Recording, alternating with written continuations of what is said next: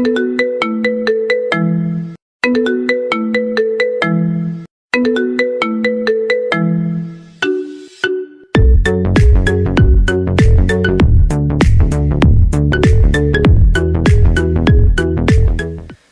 وسهلا فيكم بفيديو جديد، وهالمرة من هنغاريا وتحديدا من العاصمة بودابست.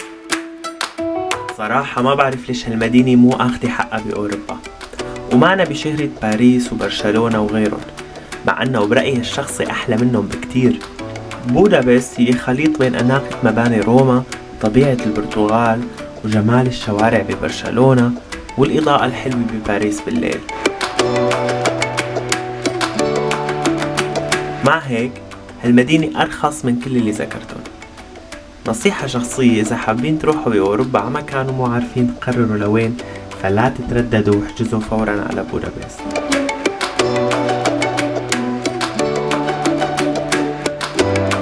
خليني احكي لكم شغله على المدينه يمكن كتير بيعرفها، بس انا شخصيا ما كنت بعرف هاي المعلومه. بودابست هي مو كلمه واحده، هي كلمتين، بودا وبست. بودابست هن مدينتين مختلفتين تماما عن بعض، وبيفصل بيناتهم نهر الدانوب. اندمجوا عن بعض وعملوا بودابست، وبيناتهم حتى في جزيره اللي هي كمان تابعه للمدينه، فهن صايرين مدينتين ونص مدموجين مع بعض وعاملين بودابست. هذا الشيء رح تلاحظوه لما رح تكونوا هنيك، لانه في شويه اختلاف بين التنتين. بودا شوي عن الاشياء القديمه، التاريخ، الحضارات، وبس اكثر حياه مودرن، حياه الليل والسهر. هذا الاختلاف عاطي المدينه شيء كتير حلو. يعني بدكم تتخيلوا انه لو هالمدينه كانت شخص كان رح يكون برج الجوزاء.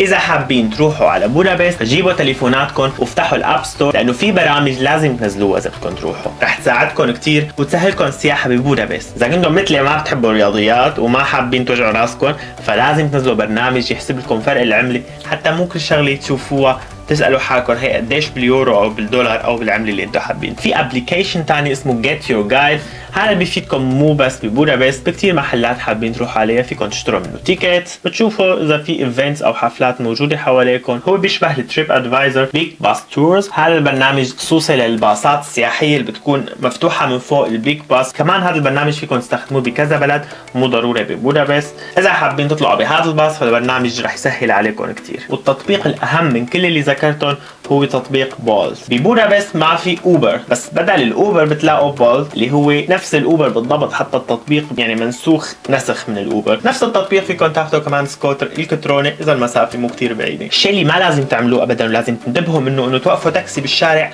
ما عليه لوجو او اسم شركه معينه. دائما اطلبوا تاكسي من هذا البرنامج، واذا مضطرين توقفوها بالشارع وما عندكم ابلكيشن او ما عندكم شحن، فدائما خذوا تاكسي عليه لوجو او شعار لشركه معينه حتى ما ينتصب عليه. بس على كل حال ما رح تحتاجوا كتير لتكاسي، لانه المدينه بشكل عام صغيره ما فيها هالمسافات كتير بعيده. اذا المشي اقل من نص ساعه فدائما امشوا، انا برايي، لانه احسن طريقه تتعرفوا فيها على المدينه هو انه تمشوا فيها. وغير هيك فيكم تاخذوا مواصلات عامه اللي استخدامها كتير سهل. كل اللي بتحتاجوه هو هذا التيكت اليومي اللي بياخذكم وين ما بدكم، بالباص، بالمترو، بالقطار. التنقل بالمترو كتير سهل، له 4 خطوط بتوصل المدينه ببعضها، شغال من ال4 لل11:30 بالليل. اذا بدكم تروحوا من المطار على المدينه او من المدينه على المطار فدائما خذوا تاكسي، لانه صراحه المسافه بعيده كثير رح تتعذبوا اذا رايحين بالمواصلات العامه. تاكسي من المطار للاوتيل او بالعكس بتكلف من 30 ل 40 حسب وين الاوتيل موجود. والتكاسي بشكل عام مو غاليه، يعني وسطيا مثلا مسافه 2 ل 3 كيلومتر بتكلف شي 5 يورو.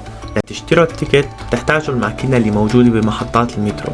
كل اللي عليكم هو انه تختاروا بين بطاقه ال 24 ساعه او ال 72 ساعه. بعدها بيسألكن إذا بدكم تستخدموها فورا أو بتحبوا تحددوا تاريخ معين لاستخدامه. بعدها فيكن تدفعوا بالكاش أو بالكارد. إذا اخترتوا الاستخدام الفوري فما في داعي تختموها للتيكت، لأنه التاريخ والوقت رح يكون مسجل عليها. أما إذا أخذتوها لتاريخ معين فما تنسوا تختموها قبل ما تطلعوا بالمترو أو الباص.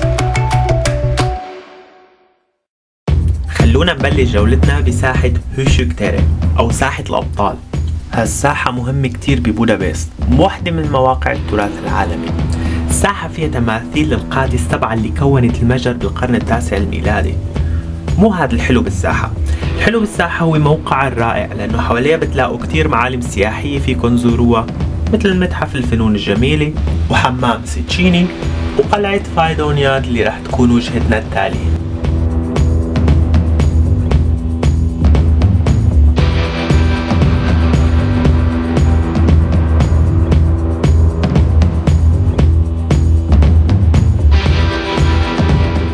قلعة فايداهونياد. هالقلعة انبنت لأول مرة بال 1896 كمبنى مؤقت بالخشب والكرتون لاستقبال معرض معين صار فيها. بعد انتهاء المعرض تم هدمها، بس نظر للشعبية العالية اللي أخذتها قرروا يرجعوا يبنوها بمواد دائمة. خلال الحرب العالمية الثانية انصاب المبنى ب6 قنابل، رجعوا جددوه. ومرة تانية بعد 4 سنين تعرضت القلعة لأضرار أثناء الانتفاضة الوطنية المجرية، وكمان رجعوا جددوها. يعني هالقلعة المنحوسة انخربت وبنت 3 مرات. المبنى مقسم ل3 أقسام اللي هن المدخل ومتحف وأبراج المراسلة، وكل قسم له تيكت خاص فيه إذا حبيتوا تفوتوا تشوفوه من جوا. تيكيتات رخيصة والثلاثة كلهم بيكلفوا 8 يورو مع بعض، بس المبنى من برا أحلى بكتير من جوا، فما بنصحكم تفوتوا حتى ما تضيعوا وقت كتير، لأنه ما في كتير أشياء تشوفوها بما أنه المبنى لا يعتبر أثري.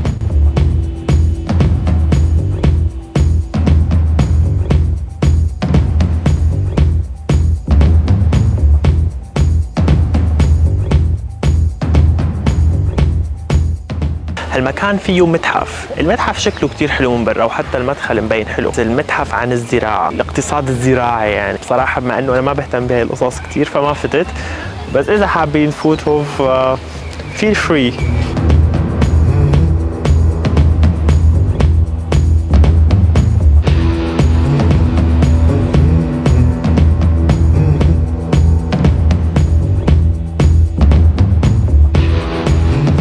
وعلى بعد كم متر بس من ساحة هوشوك منلاقي محل غريب شوي بس كتير حلو، متحف الإثنوغرافيا أو المتحف الشعبي. مبنى المتحف هو بحد ذاته تحفة فنية بسبب شكله المميز كتير والحلو، اللي بيخليه وجهة سياحية حتى لو ما بيهمكن تفوتوا على المتحف وتتعرفوا على تاريخ الأعراق البشرية. فالقعدة برا لما بيكون الجو حلو ما بتتفوت. المكان خرج تصوير وبرفكت للقعدة والاسترخاء بعد يوم طويل من المشي.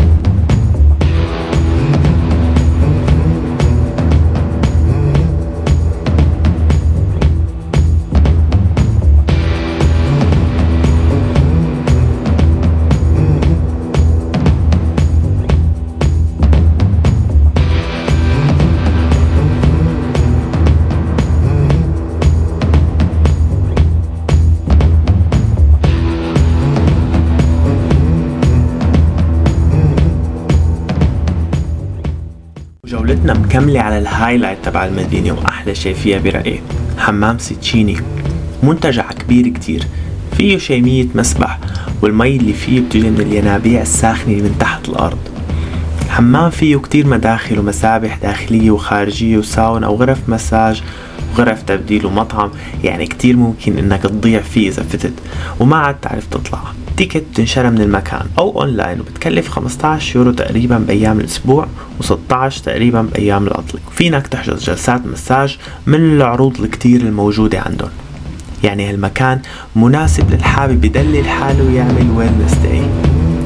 هالحمام هذا بيحسسك انك بعصر الرومان بسبب ستايله القديم، وهالنوع من الحمامات بيرجع اصلا للرومان اللي كانوا يستخدموها من 2000 سنة. وسيطرة الاتراك العثمانيين على بودابست في القرن السادس عشر اعادوا احياء استخدامه. بيعمل احيانا بول بارتيز مع دي جي رائعة، بس تيكت لازم تحجزها بكير اذا حابب تروح. ببودابست لحالها في 123 ينبوع من الينابيع الساخنة، واللي بتخليها عاصمة الينابيع الساخنة والمنتجعات الصحية والسبا بالعالم.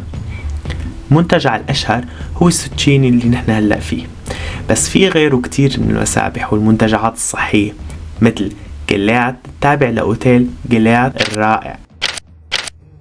أغلب حمامات مختلطة، بس كمان في حمامات تعمل أيام للنساء فقط مثل روداس باث. انا شخصيا لما بروح على اي مدينه وبلاقي انه عندي وقت فاضي دائما باخذ البيج باص او الهوبن توب او كل مدينه بتسميه شكل، اللي هو الباص السياحي اللي بياخدكم جوله على فعلا المعالم السياحيه اللي لازم تشوفها بهي المدينه. فانت بهي الحاله فيك تعمل نظره على الجميع اول شيء، طول ساعتين 3 بس بتكون شفت كل شيء من برا، وهذا الشيء بيساعدك كتير تختار اي مكان لازم تروح عليه بالاول او اي مكان ما بدك تروح عليه، لانه شكل المعلم من برا بيعطيك انطباع انه هذا الشيء رح تحبه او ما رح تحبه. التيكت تبعها كتير سهل. هلا فيكم تشتروها اونلاين بس بصراحه ما بتستفادوا شيء اذا اشتريتوها اونلاين، لانه هن شوي سيئين بقصص الاونلاين. حتى لو اشتريتوا تيكتات اونلاين لازم تروحوا على المكاتب اللي بتبيع هاي التيكت وتاخدوها ورقيه. التيكت بتكلف تقريبا 33 يورو للي فوق ال 18، وفي طبعا عرض للعائلات او للاطفال. واذا معكم خلق تطلعوا بالباص ففي عندي نصيحه تاني انه تتفرجوا على الفيديو للاخير، لانه انا رح فرجيكم اصلا كل المعالم لازم تروح عليها، وهيك بتوفروا 33 يورو.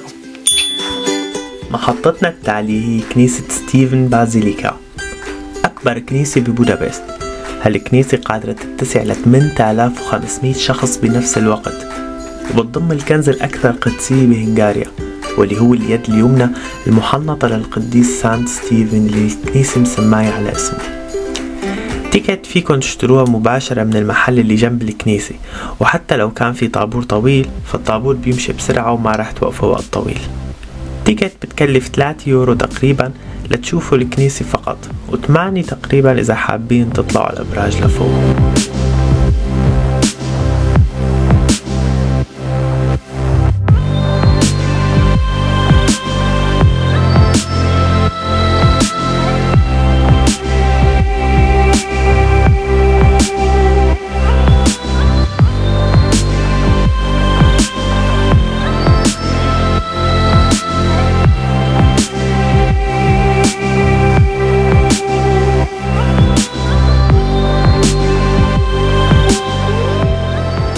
وهيك خلصنا من البازيليكا. هلا الكنيسة حلوة كتير، بس اللي بيروح على الفاتيكان واللي شايف الكنائس اللي هنيك بلاقيها كتير عادية جنبهم، فانتوا اذا ولا مرة شايفين شيء من هذا النوع رح تحبوها، بنصحكم تفوتوا. الطلعة لفوق ما كتير بنصح فيها. اولا المكان مو كتير عالي لمحبين المرتفعات، ثانيا مو كتير منتظم الطلعة، فالناس شوي مزعجين لانه المكان ضيق فوق وكتير فيه ناس. بس شيكم عن الكنيسة، المكان اللي فيه الكنيسة اللي هو هون مكان مو انا موجود كتير حلو، مليان مطاعم، كافيتريات، اماكن طيبة، محلات بوظة.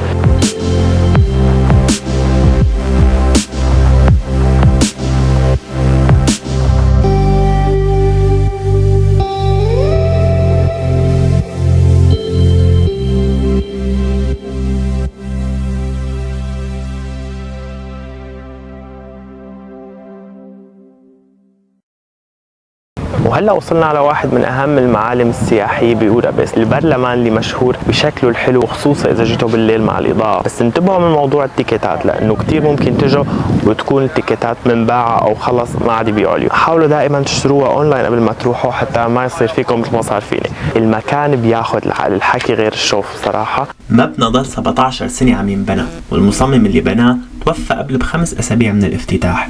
كان الشرط الأساسي بالبناء أنه يكون كل المواد المستعملة من مسمار حتى أكبر حجرة من إنتاج هنغاري. الشيء الوحيد اللي اضطروا يستوردوه هن أعمدة الجرانيت العملاقة اللي تم إنتاج بس 12 منها بالعالم، 8 منهم موجودين بالبرلمان وال4 الباقيين ببريطانيا. بيبلغ طول السجادة الحمراء بالداخل حوالي 3 كيلومتر، والمبنى بيحتوي على 27 بوابة و365 برج على عدد أيام السنة. تيكت بكلف 17 يورو تقريبا إذا كنت مواطن أوروبي، وتقريبا 30 يورو إذا كنت غير أوروبي. بالوصف رح أترك لكم لينك لحتى تقدروا تحجزوا منه أونلاين إذا حبيتوا تروحوا. وهلأ خلينا ننتقل على الطرف الثاني أو على البودا سايد، ورح نبلش بقلعة بودا أو القصر الملكي اللي كانوا يعيشوا فيه ملوك المجر. هالقلعة هي وحدة من رموز البلد ومن أشهر المعالم السياحية فيها. قلعة موجودة بمكان عالي، وفيك تطلع عليها بطريق الدرج التقليدي أو بالترام المميز اللي بيطالعك على القصر لفوق، واللي ما لازم تفوت الطلعة فيه لأنه بحد ذاته معلم سياحي.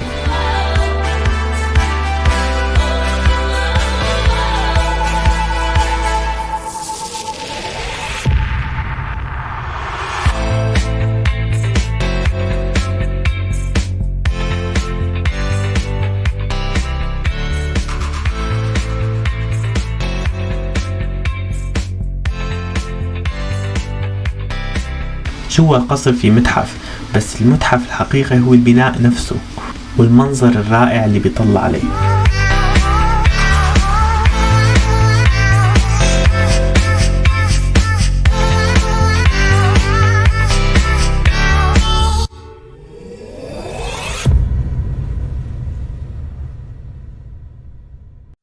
وفي شمام باستيون أو حصن الصيادين. هالحصن اللي تم الانتهاء من بنائه بال1902 واللي انعمل خصيصا ليكون مرصد للمناظر الطبيعية البانورامية على كل المدينة ونهر الدانوب. هالبناء فيه 7 أبراج، كل برج بيتميز بحاكم من الحكام ال7 اللي بنوا المجر بال895.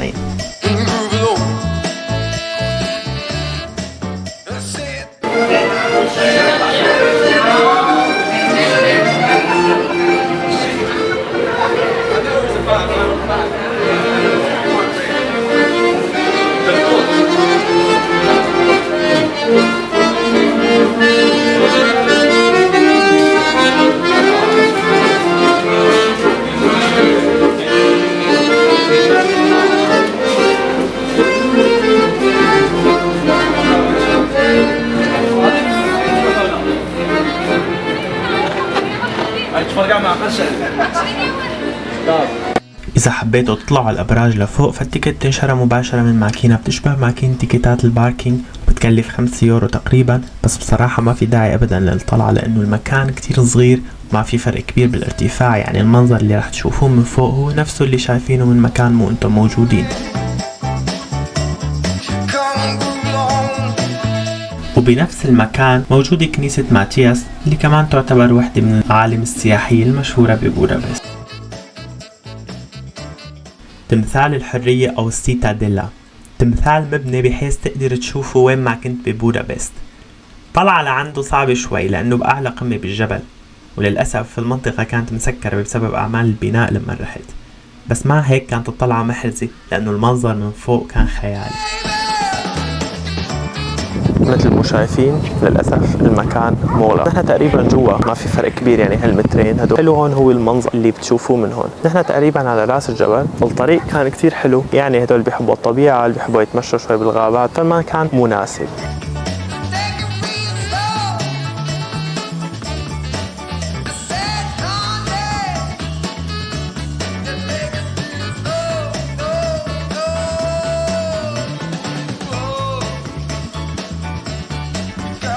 من الاشياء اللي ما لازم تفوتوها لما بتكونوا ببودابست هو انه تطلعوا رحلة بالسفينة على جزيرة مارغاريت اللي مخصصة للاسترخاء والاستجمام بعيدا عن ضجيج المدينة. الجزيرة بينرحلها بالباص والقطار والتاكسي، يعني مو ضروري بالسفينة، بس رحلة السفينة طبعا احلى بكتير.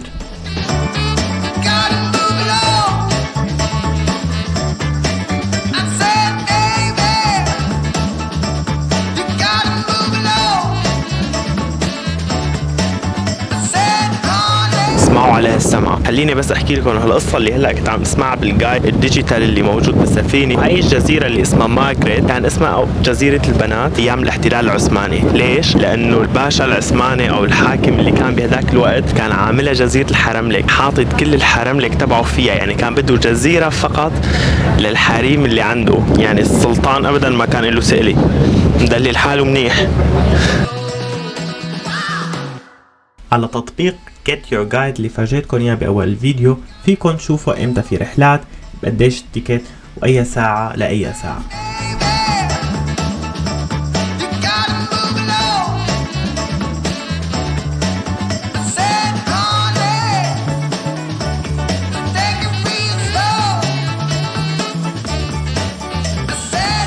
يا جماعة الجزيرة معمولة فقط هيك للرواق. أنا عرفت لما بتكون ما بقى عم تحسن تشوف سيارات وما بقى بدك ضوشية المدينة ولا عاد تتحمل تشوف ناس، تجي لهون على هاي الجزيرة. جزيرة فاضي فيها أشجار، طبيعة، وناس هيك رايقين. هون الناس الرايقة اللي بتضحك على طول. ممكن تكون للبعض مملة لأنه هي معمولة لحتى الناس تطلع من عجقة المدينة تجي ترتاح هون شوي وتصفي راسها شوي. الجزيرة فيها حديقة حيوان صغيرة، بعض المطاعم، بس أشهر شيء بهاي الجزيرة هي نافورة الراقصة اللي بتقدم عرض راقص مرة كل ساعة على أنغام موسيقى كلاسيكية.